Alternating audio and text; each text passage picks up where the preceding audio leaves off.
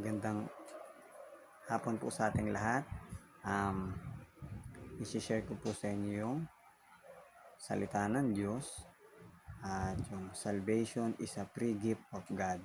No, regalo po ng Diyos ang kaligtasan, libre at walang bayad, no?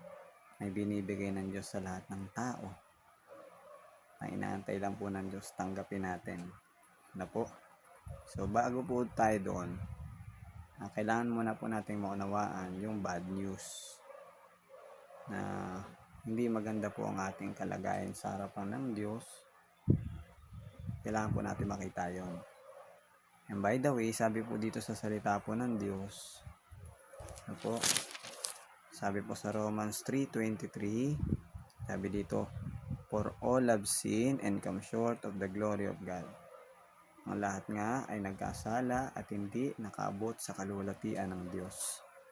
So lahat po tayo ay makasalanan sa harapan ng Diyos, nagkasala sa Diyos, hindi mga perpekto, tayo mga tao, lahat po, no? So yun yung kalagayan natin sa Diyos. Hindi tayo matuwid, mabuti sa harapan ng Diyos. Ano po? Lahat po tayo, ano po? At ito pa po ang sabi ng Bible sa Romans 6:23 po, for the wages of sin is death, but the gift of God is eternal life through Jesus Christ our Lord. So sabi po ng verse, sa unang passage po na binasa natin, sabi po ni God, merong bayad sa kasalanan. No? Pagka tayo makasalanan, ang sabi ni God, ang bayad ay kamatayan. Doon po tayo mapapahamak sa impyerno. Yun po yung bad news, yun po yung parusa natin sa Diyos. So pagka tayo nagkasala sa Diyos. Ngayon, yun ang kalagayan natin bawat isang mga tao po, no? Nahatol ng Diyos sa atin. Ngayon, yung good news naman po tayo. Merong good news po. Merong paraan para ang tao po maligtas dun sa impyerno.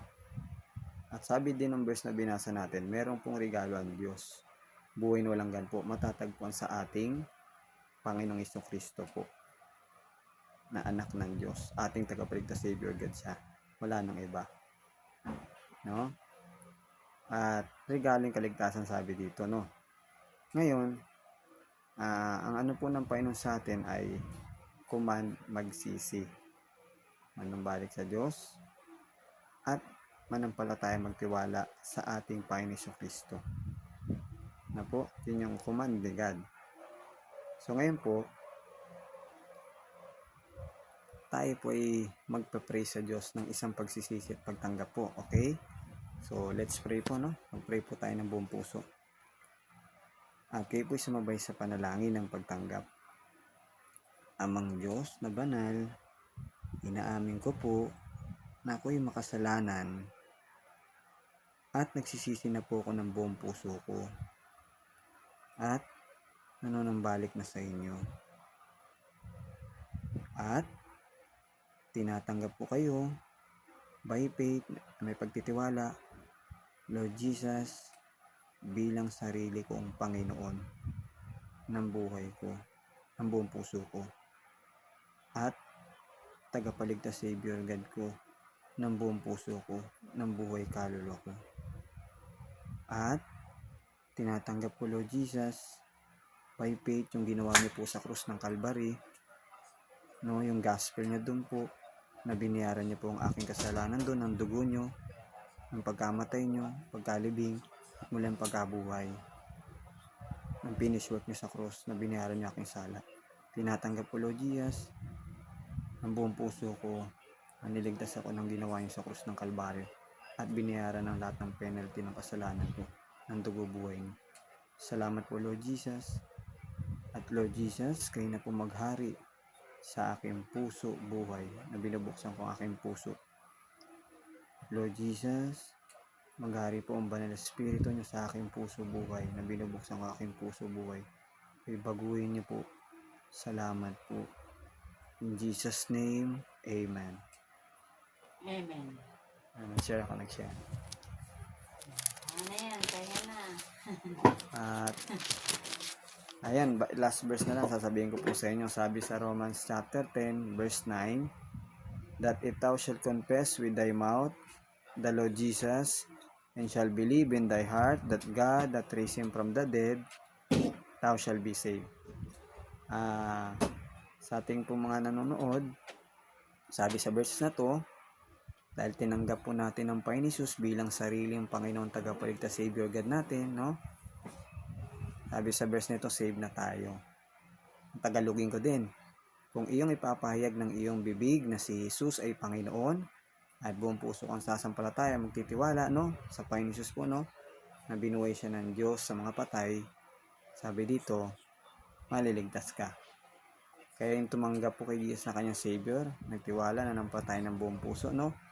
Sa ginawa ng Panginoon Jesus doon sa krus ng Kalbaryo, sa nasa finish work ng Panginoon Jesus doon, no? Sa cross, yung gospel niya, no? Yung death, burial, and resurrection niya. Pag pinagtiwalaan mo yun, tinanggap mo yun ng buong puso, nag-trust ka doon na ng buong puso na nampatay ka na, biniyaran ng Panginoon Jesus yung kasalanan mo doon sa krus ng Kalbaryo ng dugo buhay niya, ng pagkamatay niya, pagkalibing at muling pagkabuhay, ano? Na pinaid ng Panginoon Jesus sa krus ng Kalbaryo yung ating penalty sa kasalanan, ng dugo buhay niya, ng gospel niya. Dahil tinanggap mo yun ng buong puso, ito ang promise ni God sa atin sa verse na to. Sa Romans chapter 10 verse 9, anong nangyari po sa atin? Kung tinanggap natin buong puso yun, save na po tayo. Yun yung promise ni God na natanggap natin. Save na tayo. Sabi ng salita niya sa Bible. Sa kasalanan at impianong pupuntahan, hindi na tayo doon mapapahamak. Yun yung magandang balita. Na forever na tayong ligtas, sabi din sa verse na yan, hindi na mapapahamak. Sa impiano, pag namatay, sa piling ng Diyos uuwi sa heaven magpakailanman. Yun yung magandang balita. Ang tinanggap natin na kaligtasang regalo ng Diyos na higit pa sa mabagay na mundong ito, no? So, doon ko tatapusin. At God bless you po. At ang glory lang po lahat ay kay God, kay Jesus. Pinupuri ko ng buong puso sa pag-share nito. Sa kanya lahat ng glory. Ano po? Siya ang ating Panginoon eh. So, bye-bye. God bless you.